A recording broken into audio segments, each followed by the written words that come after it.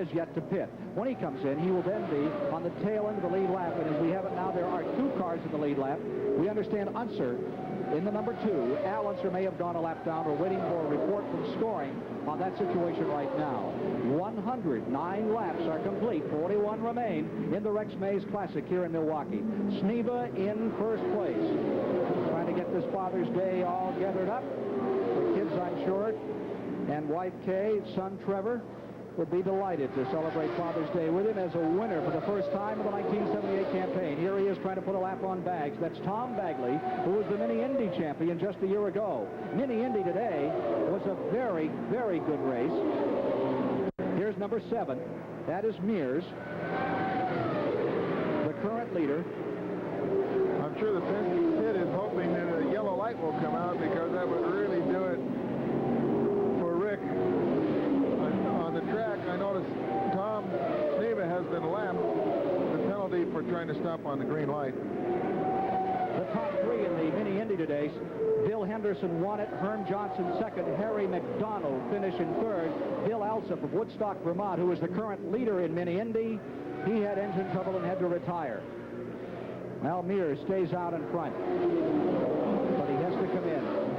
Rick Mears, an interesting guy. This is what Rick Mears told us earlier today. Rick Mears, does it give you a tingle? Is it kind of fun to see yourself out here in championship racing in front of thousands, where you used to perform in front of a few desert rats and armadillos? Yeah, it does. I really enjoy it, but when you're running, you don't think about that at all. You're just, you're busy worrying about what you're doing and how things are going and what you need to do to make it go quicker, and so you don't really think about it much. One of the new young, nice guys of racing, Rick Mears, who is out in front. 28.7. Is that the interval back to second place, Dan? No, I believe that was his lap time. Lap time, 28.7. With the second place car, number 1 still in the lap. Number 1 is not out of that lap. He is in it. And that means that the Penske cars are now running first and second. It's Mears in first. The second place car is Snea. Third, a lap down, is Parsons. Fourth would be Al Unser. And running fifth is Johnny Rutherford with 6, Wally Gollenbach. That's as we have it. That's unofficial. Here's Mike Mosley, number 78 in the pits. Took over in this car at Indianapolis this year. Heard at Pocono a couple of years back. Good race driver. Left side tires going on the automobile.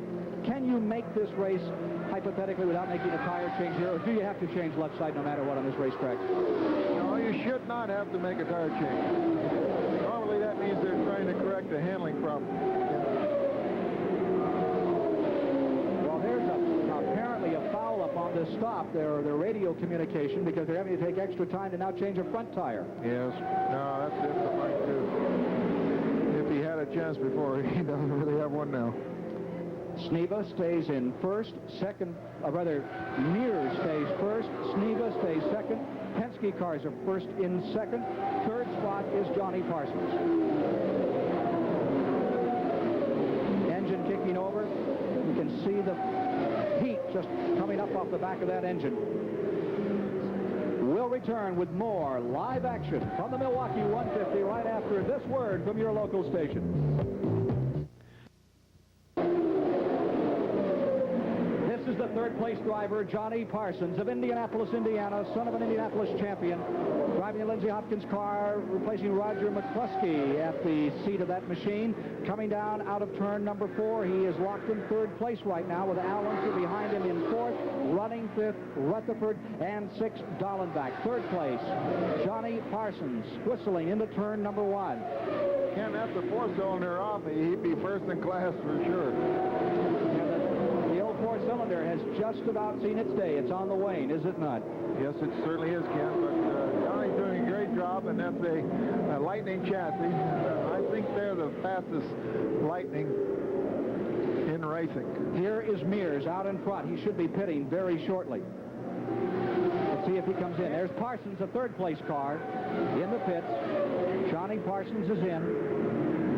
He is not in the top 10, but this could really boost him up there the way he's running this afternoon. Mears, the new kid on the street, and he's really making an impression. And the fact that Tom Snea had to stop so early meant it was an unscheduled stop for Tom. He should have theoretically been able to run just as long as Rick is running. So they must be having trouble.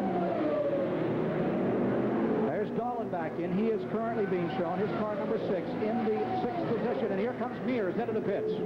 Let's go to Brock Yates for this pit stop with the leader. Did you notice that puff of smoke, Kim? Here's into the pesky crew jumps into action. The air jack's up on the car. They're not changing the right side rubber. The quick fuel on board. Down off the jacks, and he's underway. A very good stop. That's hard to believe, Ken. That was a 10-second stop. They do have a very fast fuel rig, I can say that. Roger Penske's not here today. You know, he owns the Michigan International Speedway. There's a Grand National race there. So while his cars are running here, he's at home at his own racetrack. I'm sure he's watching some of this right now to kind of keep track of things. And here is his car number 7 in the first position. And his car number 1 with Tommy Snea running in second. A lap down in third is Parsons. With 4th Unser, 5th Rutherford, 6th Dallenbach in the current standings. Let's see if we have a switch of positions. Indeed, we do after that pit stop. It'll be Snea in first. I understand Penske has flown him, that he is here now. He counted the house over at Michigan today at the Michigan International Speedway. Once he found all the seats were sold, he came back to see how the cars would run this afternoon. Well, he's having a good day right now. First and second place belong to these beautiful PC6 automobiles.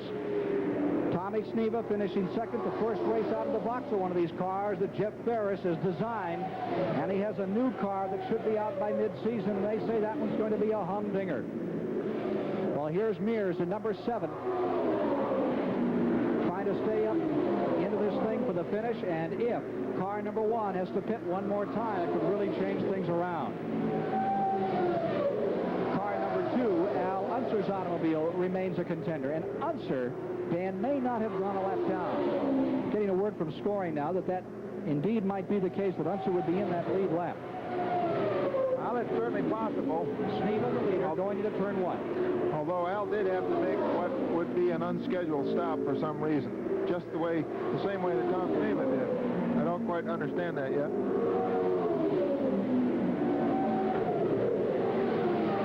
There's Al Unser's number 2 flashing down into the corner. This may have done, this pit stop may have put car number 1 into a lap by itself. Here's number 4, Johnny Rutherford, in for his last stop. We are 126 laps into the race, 24 laps to go. Rutherford pitting. He has been running 4th and 3rd, and now he'll be dropping back to the tail end of the second lap. I think this would drop him back to 5th. I think we'll wait for scoring on this. But as things stand, we would have Snea in a lap by himself. Then, a lap down is Unser running in second with the 3rd spot, number 7. That's as we have it now. Number 7 will move up to 3rd. It's a little confusing at this time, but they'll get it straightened out here as they get down toward that checkered flag. Look at this pass. Oh, here's your leader, Snea, in the pits. Tom Snea.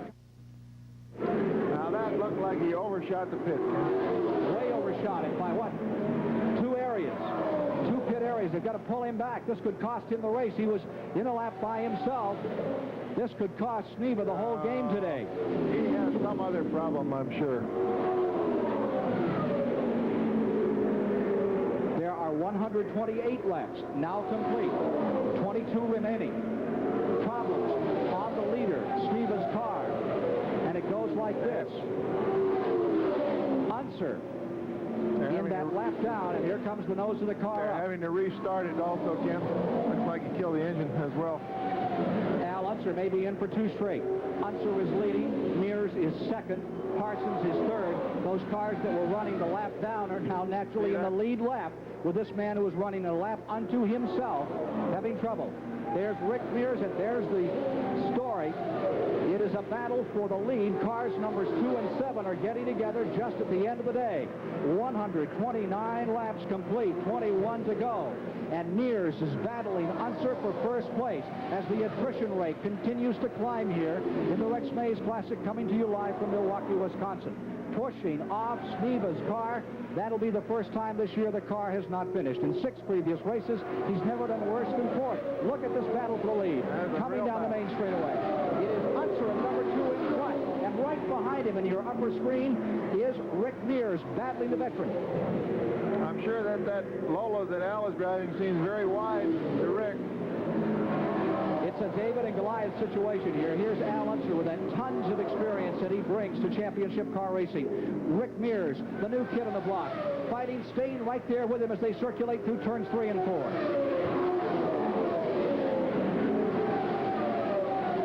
One of the Penske cars being rolled away, the other fighting in second place to get around Al Unser. Unser is always a handful. Unser going for another one. This would not be 2 straight because he ran Mosport a week ago, but it would be 2 straight on the oval.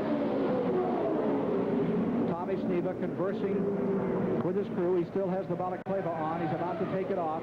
That extra fire protection gives you another 30 seconds in case one of these cars erupts. And here is Snea for the first time this year not finishing in the United States Auto Club Championship event. And here comes on the inside as they're working through, that is the leader, working a lap car. The leader, Al Unser, zipping down to the inside. He picked up about 3 or 4 car lengths, but as they enter the corner, notice how much faster Rick Mears seems to be. He gathers up ground and closes again. Battle for the lead comes down the main straightaway. Escalating the speed to over 170 miles per hour, then diving like old World War II fighter planes into turn number 1. Mears has never won a championship car race. The man he is dicing with, well, he is now second in overall wins, second only to A.J. Foyt, with 33 wins for Unser, 59 to Foyt. Mears trying to win his first here this afternoon, and this one's turning into a Donnybrook. They're really in a tussle. 135 laps have now been completed. Laps running out. Who would you bet on right now, Dan? Well, I'm wondering whether Al will have to stop once more or not. It is possible that he will. I'm putting my money on Rick at the moment, although I know he's never won a championship race before. I have the feeling that Al is having to cope with a little bit more of a handling problem than Rick is, but Al certainly has the savvy, the traffic know-how, and he's going to be very hard to catch. 77 Walter went down below the line to let those leaders go by. There's Al Unser in number 2, Rick Mears in number 7.